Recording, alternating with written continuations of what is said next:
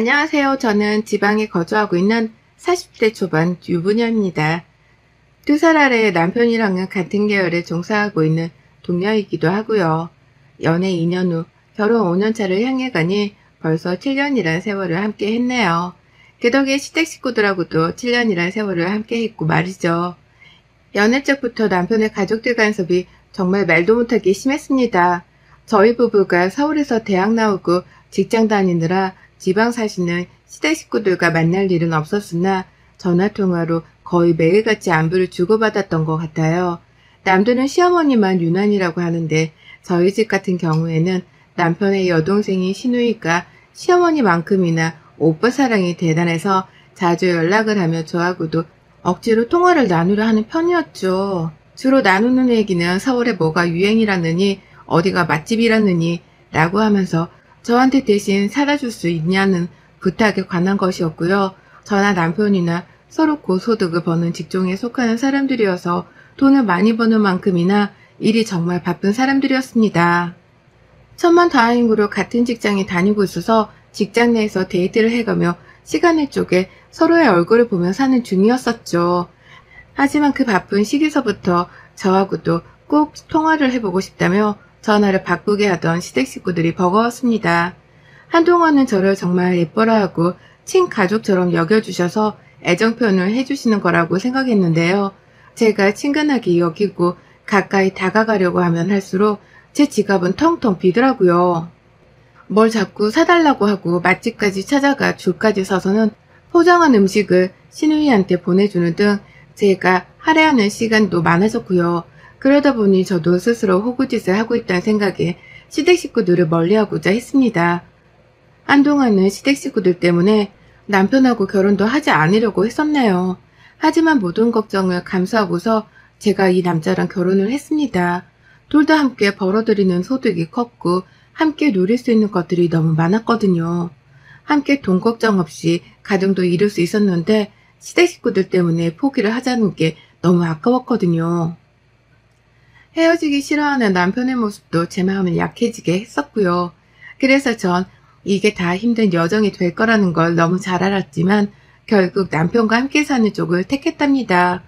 어차피 서로 다른 지역에 살고 있었으니까 얼굴을 자주 볼 일도 없을 거라 생각하며 걱정을 자제시켰죠. 남편도 시댁 전화는 모두 다 자기가 받고 해결을 할 테니 저한테는 일에만 집중하라 다독여 주기도 했었고요. 이렇게 2년의 연애 후 저희는 결혼을 했네요. 남편은 저를 전적으로 믿어줬던 바람에 자기 월급도 다 저한테 맡기기 시작했고요. 제가 회사에선 선배이기도 했던 바람에 살림뿐만 아니라 회사 일까지도 저한테 기대는 부분이 참 많았습니다. 그래서 제가 가정 내에서 주도권도 좀 가지고 있었고 이 돈은 절대로 허투루 쓰려 하지도 않았어요. 아이를 가지고 싶었기에 아이를 위해 돈을 모으고 싶었거든요. 하지만 결혼 생활하며 아이가 예상보다 찾아와 주질 않던 바람에 시험관 시술이며 인공수정 비용 되느라 돈 나갈 일이 천지였고요. 1년 전 아이를 가지는 걸 포기하고 난후로는 수술 비용 들 일이 없었지만 그간 마음고생하고 몸고생했던 것들이 너무 커서 그런지 돈 모이는 게 그리 행복하지도 않았습니다.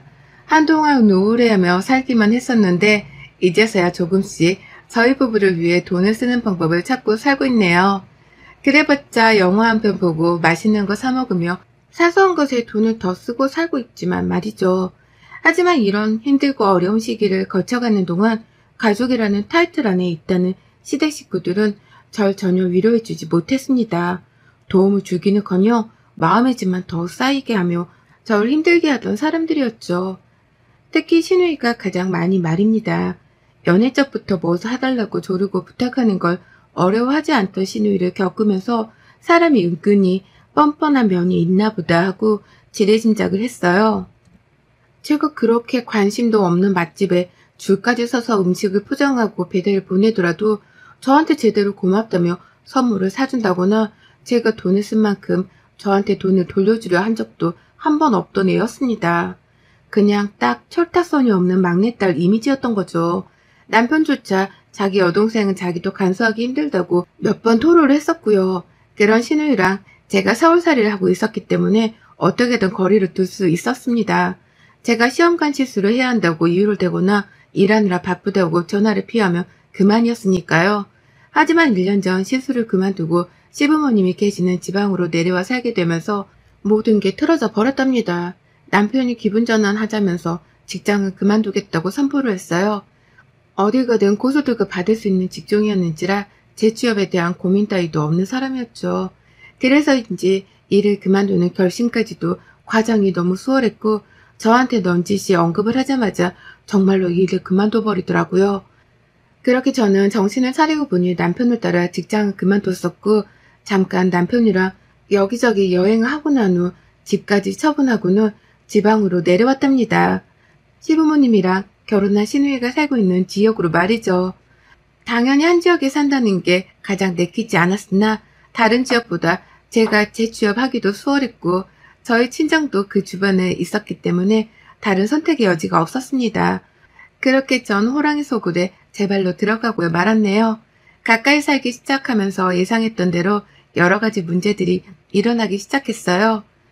시댁에 자주 불려간다거나 시부모님을 밖에서 만나 왕래를 더 많이 해야 하는 건 당연했고요. 가장 걱정이었던 시누이를 이젠 얼굴까지 마주본 채로 대화를 나눠야 한다는 것이었죠.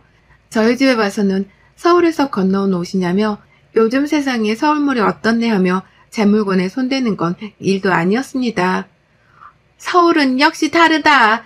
내 진짜 서울함 가서 옷 한번 지대로 사보고 싶은디? 라고 하며 이미 이 말을 한 채로 옷장을 열어보고 있었습니다. 누가 봐도 자기한테 옷 한 벌 좀 공짜로 달라는 표정과 말투로 제 앞에서 남의 옷들을 막 뒤져보는데 제가 무슨 말을 하더라도 멈출 기세를 보이지 않더라고요. 그러니 저는 또 얼떨결에 그런 시누이를 달랜다고 그럼 하나 가져가세요 라고 말을 해야 했고 그러면 시누이는 기다렸다는 듯이 옷 한 벌을 챙겨갔어요. 저희 집에 있는 인테리어 소품을 보더라도 이게 뭐고 어디서 이런 거 사오는 긴데? 라고 하면서 또 신기해 죽겠다며 몇 시간이고 그 소품 얘기를 하더라고요. 집에 갈 때까지 저런 거 나도 사보고 싶다며 저런 게 있었으면 좋겠다며 말을 하는데 제가 그냥 넘어갈 수가 없어서 또 소품을 줘버리기도 했어요. 시부모님까지 옆에 계시는데 끝까지 안 주겠다고 할 수도 없는 노릇이었고요. 시누이의 말에 머리를 부여잡고 눈치를 주던 남편과는 달리 시부모님은 그저 막내딸이 아양을 부리는 걸로만 바라보며 예뻐라 하고 계셨던 바람에 제가 시누를 혼내킬 수도 없던 노릇이었습니다. 부모가 예버릇을 더럽게 들여놓는 바람에 시누가 저렇게 눈치 없고 줏대 없이 커버렸다고만 생각을 했죠. 이제와 누구 탓을 할 수도 없는 노릇이었기에 제가 그냥 더러운 똥 한 번 밟았다고 생각을 하고는 져줄 수밖에요. 그렇게 전 지방에 내려와 조금 숨을 틔워보려 하다가 이러다간 시누이를 매일 마주봐야겠다 싶은 불안감에 서둘러 재취업을 했습니다. 직장 생활을 하고 좀 정상적인 사람들을 만나고 나서야 제 마음도 조금씩 진정이 되어갔고요.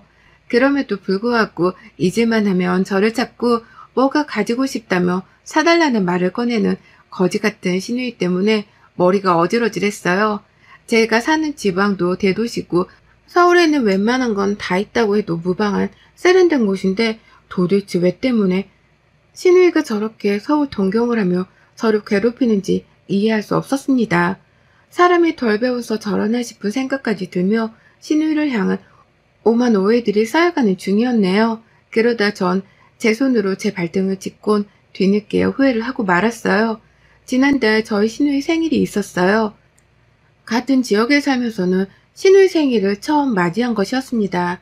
아니나 다를까 시누이는 자기 생일인데도 불구하고 저한테 전화를 해선 내 생일 선물 뭐 사줄 끼고?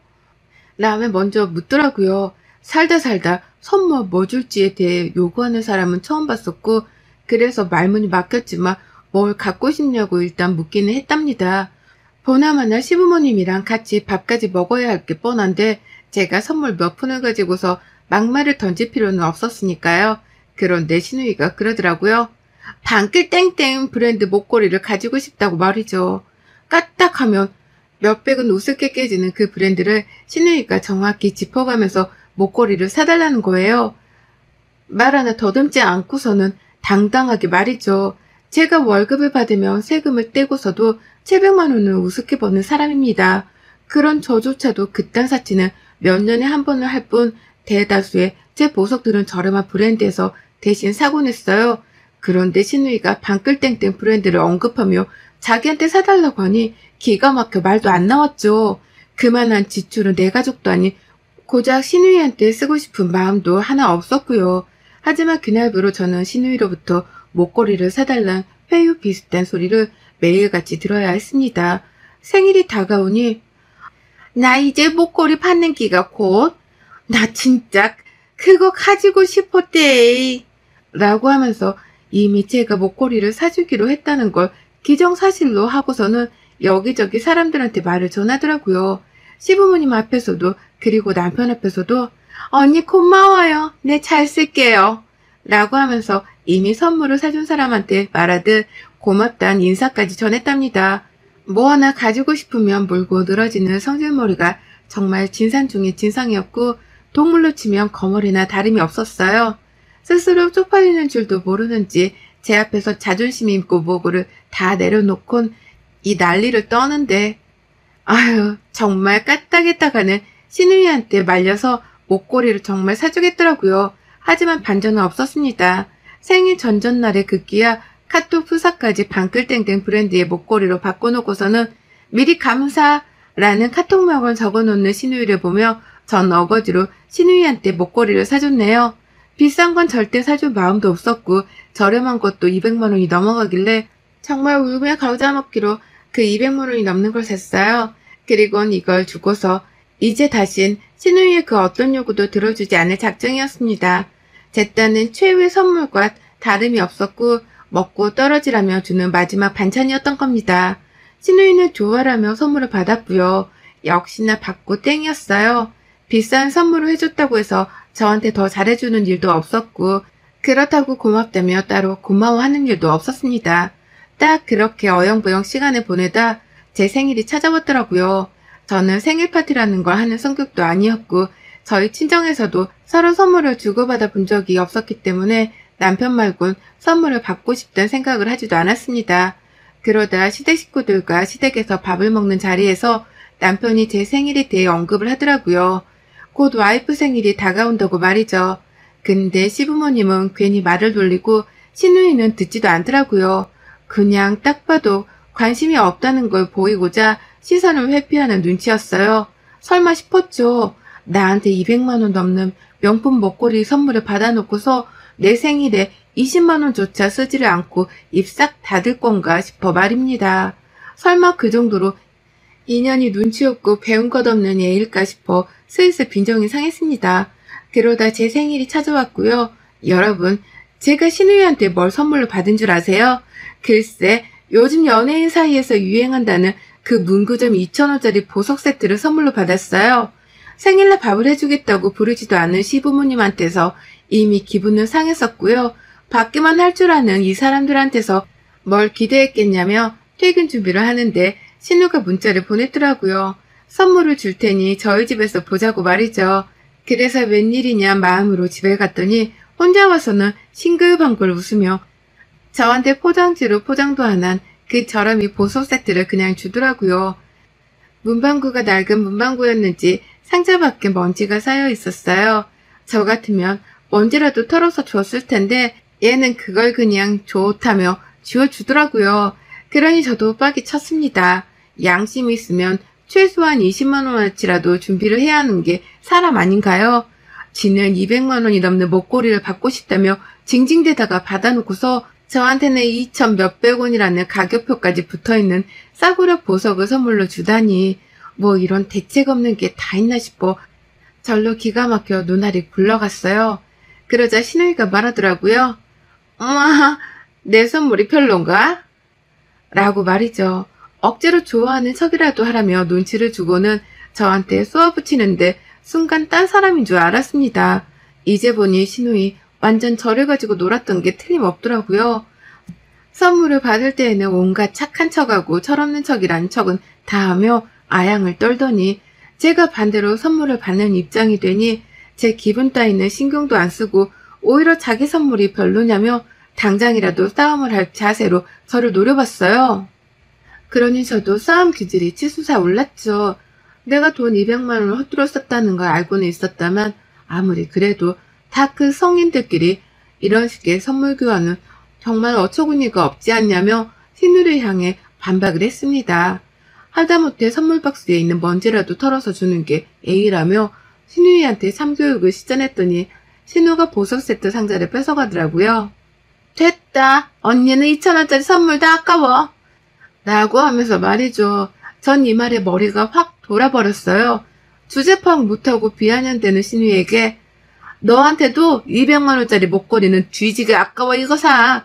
라는 말과 함께 신우의 목덜미를 낚아채버렸어요.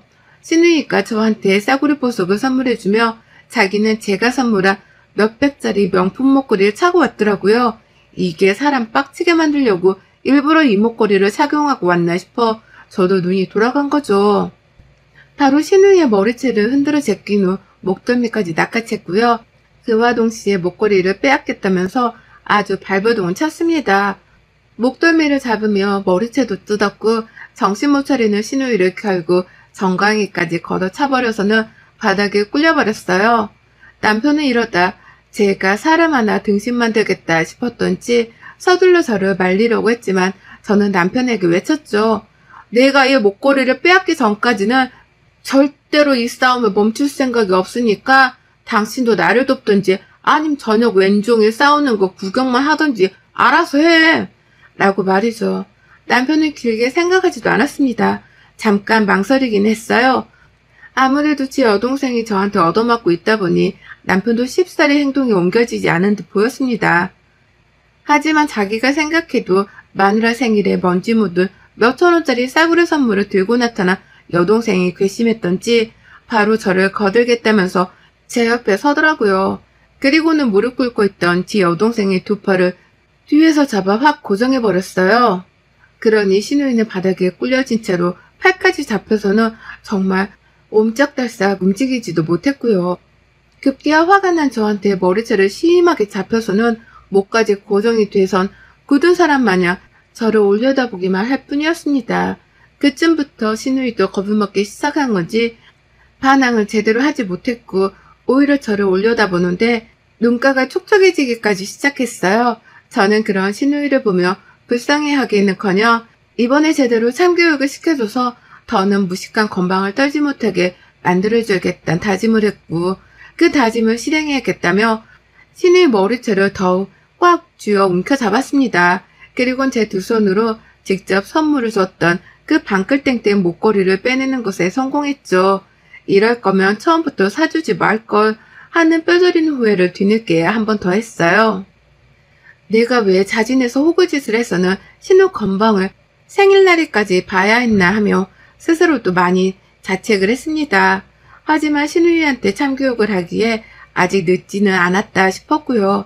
저는 신우 목덜미에서 목걸이를 빼앗자마자 부엌으로 달려가서는 물병을 들고 나왔어요. 마시려고 놔둔 보리차가 담긴 물병이었는데요. 그 물병의 뚜껑을 열어버리자마자 그 안에 든 무려 2리터짜리의 보리차를 신우이에게로 물사대기를 날려버렸답니다. 남편한테 팔이 붙잡혀 움직이지 못하던 신우이는 제가 부엌에서 물병을 들고 나올 적부터 안 된다고 몸을 흔들어가며 도망치려 발버둥을 쳤지만 속수무책으로 제가 날린 물사대기에 몇 초간 쉼도 없이 얻어맞아 버렸어요. 보리차는 하염없이 신우뺨을 때리고 바닥으로 흘러내렸고 신우이는 싸대기를 맞은가 동시에 온몸이 흠뻑 젖어서는 딱 보기 안쓰러울 지경의 꼴까지 되고야 말았답니다. 남편은 그제서야 제가 할 일을 다 했다고 생각을 한 건지 신우이를 놓아줬고 신우는 곧장 집을 나서지도 못한 채 그 자리에서 무릎을 꿇은 채로 울기 시작했어요. 한참을 울었습니다. 제 앞에서 목걸이를 참아 돌려달라는 소리도 못하고 그렇다고 자기가 가져온 싸구려 보석 세트를 가지라는 소리도 못한 채 바닥에 흥건한 보리차를 보면서 그저 울더라고요. 다 큰 여자애가 그러고 울고 있으니 저도 딱히 뭔 말을 해야 할지 모르겠었습니다. 일단 신우를 달래줄 마음도 없었고요. 목걸이를 돌려준 마음은 더더욱 없었어요. 시끄럽다고 오히려 우는 신우한테 물사대기 더 맞아볼래? 라며 물병을 치켜 세우니 신우가 벌벌 떨면서 그만 울겠다고 울음을 억지로 참더라고요. 그런 신우이한테는 바닥까지 흘린 물을 싹 다 치우고 가라며 친히 집안에 걸레까지 던져줬고요. 남편한테 뒷일을 맡기고선 저 혼자 안방으로 들어가 버렸답니다. 신우한테서 빼앗은 목걸이는 제 보석함에 고이고이 모셔놨고요. 이참에 나도 비싼 목걸이 좀 써보자며 그냥 목걸이는 제가 되팔지 않고 가지기로 했답니다. 그날 남편은 저 대신 여동생 시켜가며 거실 바닥에 있던 물을 싹 다 닦아냈고요. 네 언니 또 빡치기 전에 얼른 나가. 저 선물 들고. 라고 하면서 신우이를 집안에서 당장에 쫓아내 버렸답니다. 신우이는 지가 사온 그 싸구려 보석 세트를 챙겨 들고 나섰고요. 저한테 줄 선물을 사겠다고 동네 구멍까지 친히 찾아가서는 그 선물을 사왔을 생각을 하니 너무 괘씸했어요. 생각을 하면 할수록 분하고 억울해 죽겠었지만 제가 신우이한테 복수를 제대로 했다고 생각하니 더 이상 억울하진 않답니다. 신우가 부디 제대로 뉘우쳤길 바라며 이제 다시는 저한테 뭘 사달라고 부탁을 안 할 거란 확신이 드네요. 그 덕에 저도 지방살이하며 이제서야 불편했던 속마음이 조금은 누그러지는 것 같기도 하고요. 200만원짜리 선물에 2,000원짜리 선물로 화답을 했던 우리 신우, 그러게 맞을 짓을 작작 좀 하지 그랬니.